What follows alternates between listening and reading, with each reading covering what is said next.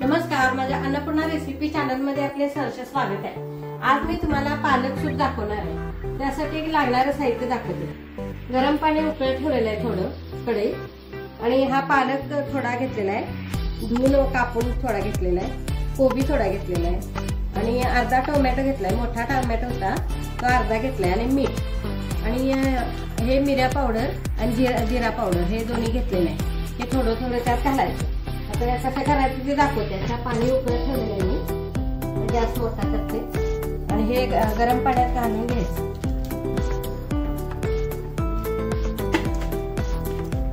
हे उकळू दे चांगलं, जरा थोडं उकडून घ्यायचं। कोबी,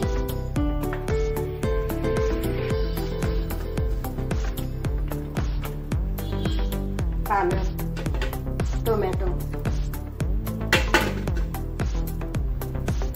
चांगलं उकळू दे, आणि थोडंसं उकडून घ्या।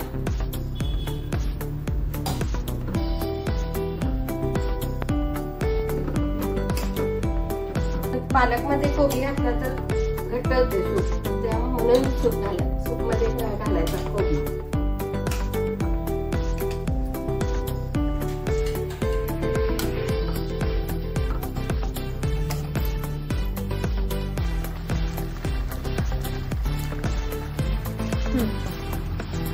आता हे उकडलेलं आहे चांगलं पालक, बंद करूया।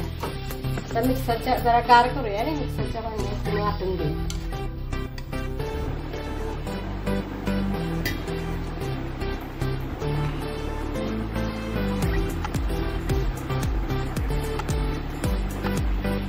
आता मिक्सरच्या भांड्यात घातलेलं आहे, आता हे वाटून घेऊया आपण।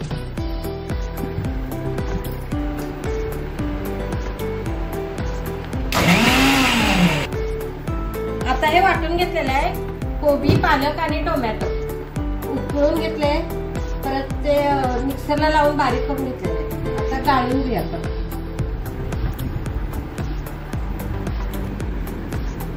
आता हे गाळून घेतलेलं आहे, आता आपण हे उकळत घेऊया थोडा वेळ। हा सूप तयार झालेला आहे।